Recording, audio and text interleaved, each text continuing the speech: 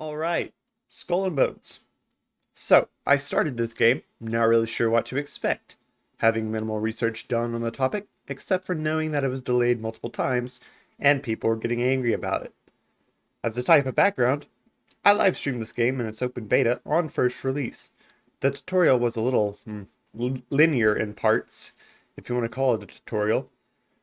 You were able to get the feel for sailing the ships, dialogue on foot, not being able to jump, and a tricky UI to get used to at first. Then came the point of harvesting, where instead of getting out of the boat and actually harvesting the materials yourself, a clunky minigame would appear with a moving cursor, and you would have to time your inputs. That was definitely not a highlight.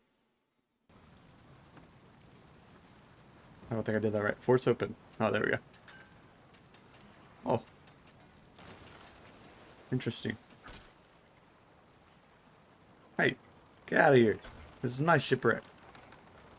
When you get to the main first island, you have multiple places you can go to upgrade different aspects of your journey, like the blacksmith, the carpenter, refinery, shipwright, and more. And let me tell you, what Ubisoft was lacking in the beginning with mechanics, they more than made up for in the seemingly endless customization options for your weapons, ships, and even your pirate's clothes. When sailing on the Seven Seas, or at least a part of them, the graphics were visually stunning in my opinion. There were multiple times where I would find myself stopping in mid-sail or getting distracted during an objective. Just look at the water, surrounding scenery, or the ships themselves. And let's not forget the best part of the game. They included sea shanties again. Hey boys! Oh, don't you hear the old man say goodbye very well, goodbye very well. Oh, don't you hear the old man say hurrah, me boys, we're homeward bound, we're homeward bound to Liverpool town. Goodbye very well, goodbye very well. Where all of them Judies they welcome down. Hurrah, me boys! I'm a simple man. That's all I ask for. Now my fetch quest that takes 9,000 meters to go to can be filled with the joyous songs of drunken sailors. And I know what you're thinking. Oh, fetch quest. I'm sure it's full of fetch quests. Well, yes. It's an Ubisoft game. The bottom line is, you know what you're getting yourself into.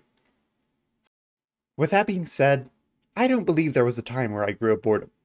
There was always something to do, somewhere to go, something to upgrade, if you are patient enough and have the right mindset for that. If you aren't, well, you're already setting yourself up for failure by playing the game. If you come into the game expecting a remake of Assassin's Creed Black Flag, if you come into the game thinking that Black Flag is the best game ever and not having an open mindset to see what could potentially be, you will hate this game. You have to keep in mind that this is a pirate game about exploration and naval battles, not hand-to-hand fighting or land combat. Overall, I feel that Skull and Bones is great visually, a near masterpiece. However, some of the quests can get repetitive if you don't like fulfilling that type of event. Maybe adding some depth to the story or side missions could help with this, and I'm sure that more is in store to be polished and fixed as the game comes to full release.